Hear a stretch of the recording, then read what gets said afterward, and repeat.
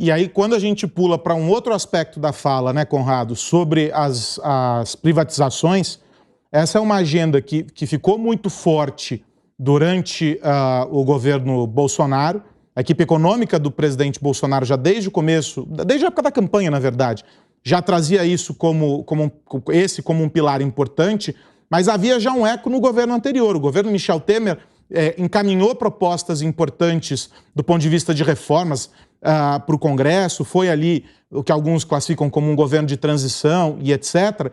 E a gente está vendo um cavalo de pau nessa política de gestão pública, quando ignora-se o teto, quando não se dá uma garantia de um cuidado, né, uma preocupação com o aspecto fiscal, e aí também as privatizações. A gente sabe que não houve, num passado recente, resultados tão positivos para as estatais como agora. E a gente corre o risco de jogar, agora que eu me refiro ao governo anterior, agora a gente corre o risco de jogar isso para trás. Esse é um ponto também, esse cavalo de pau, é um ponto que dá essa angústia, essa reação tão exasperada do mercado, né?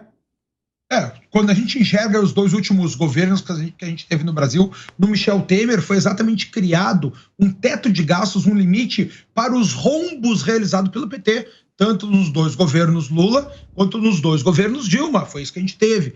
No discurso da vitória do Bolsonaro ainda, quando ele foi entrevistado em sua casa, ele falou: o Estado vai dar um passo para trás para que o cidadão dê um passo adiante. Ou seja, era uma diminuição do Estado que foi proposta já nos seus primeiros dias, até mesmo pela sua equipe econômica, que havia sido previamente informada à população através do nome do ministro Paulo Guedes. Com Lula é diferente. O seu discurso de ontem, eu fiz a cobertura aqui na Jovem Pan, pude ouvir todos os seus discursos, tanto no Congresso Nacional quanto lá no parlatório, e ele falou que esse horror do teto de gastos do limite do teto de gastos será finalizado, não teremos mais isso, porque isso coloca amarras no governo. E diante disso a gente tem que observar um outro ponto também, porque isso por si só já traz um horror ao mercado, né, que quer um governo exatamente que a gente saiba para onde está indo. E aí me faz lembrar também a nomeação do Paul Prats, do Jean Paul Prats, para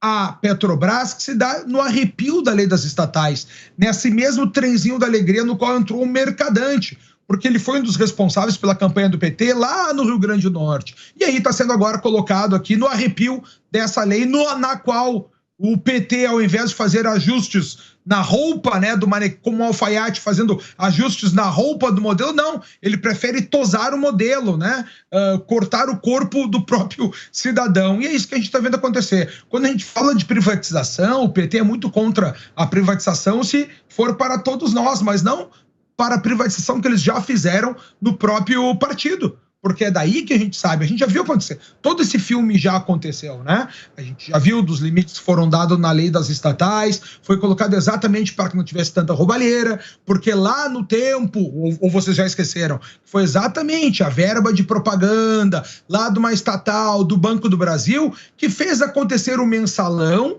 pago pelo Marcos Valério. Uma das primeiras atitudes na equipe de transição aí foi mudar essa legislação com o apoio do Congresso, que ainda era do governo Bolsonaro, de aumentar em 4 vezes o valor aí da propaganda, do marketing, da publicidade das estatais. Um outro ponto que a gente tem agora é esse, é colocar para os seus amigos as grandes estatais. O BNDES vai para o mercadante, né, que era um diretor político impossibilitado de entrar pela lei das estatais, e a Petrobras cai para um outro amigo, um outro parceiro político, que é o Jean Paul Prats, que está entrando agora também para a sua própria para a própria felicidade do partido. Isso aí, obviamente, que o mercado não entende bem, porque vale a pena a gente trazer para o nosso cidadão o que vai acontecer em instantes. Quando o mercado não acredita mais, o mercado somos nós, cidadãos que queremos investir.